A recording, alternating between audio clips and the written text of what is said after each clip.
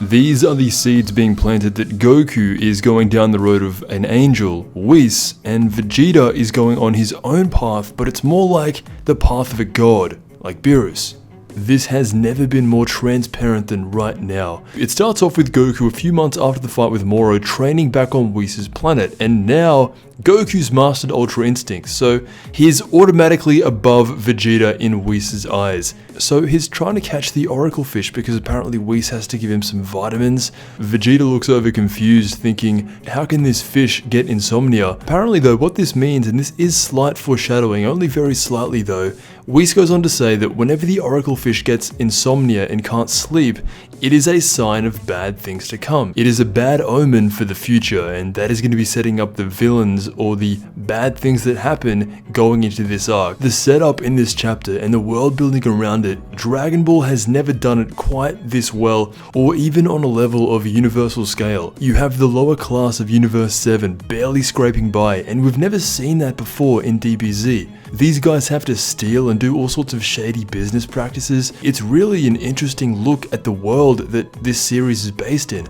Then cutting back though to Goku and Whis, Goku's actually excited knowing that if there's a bad omen to come, that means there could potentially be another strong guy, and he's acting very excited about it. That's when Beerus comes down, absolutely livid from his time babysitting the Omni King, and he tells Goku, that gimmick that you have needs to stop. You always end up screwing me over somehow. Beerus is very mad at Goku, but there's almost nothing he can do because Goku is just about on his level. Goku squares off with Whis, and this time he is all by himself. He doesn't even need Vegeta's help. He taps into Ultra Instinct to the disdain of Vegeta, and he begins to fight Whis. Goku starts by jumping up into the air and creating after images of himself in Ultra Instinct, which is a weird technique to use against Whis. Whis gets right in Goku's face and smacks him back down to the ground. When Miru said that there would be no one who could contest you in Ultra Instinct, he didn't have Whis in mind. It really still shows the power gap between Goku and Whis that even in Ultra Instinct, Goku's ultimate form, he still can't even touch Whis.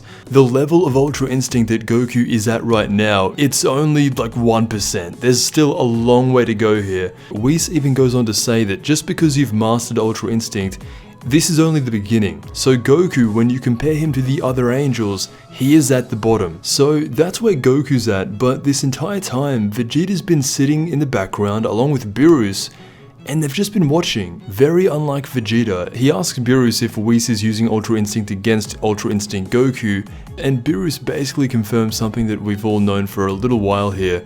He says that angels are always in the Ultra Instinct state. While watching Goku fight Whis all this time, out of nowhere, Beerus just drops this massive information. He says, Ultra Instinct isn't the only technique of the gods.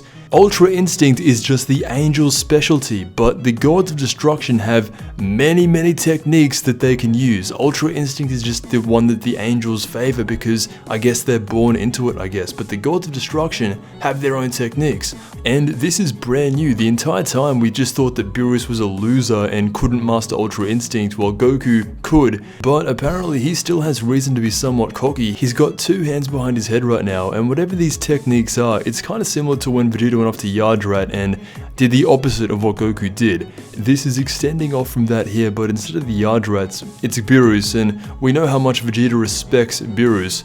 Vegeta actually begs him to teach him these new god techniques. Beerus though says, no, I'm not really a teacher, it's not really in my job description.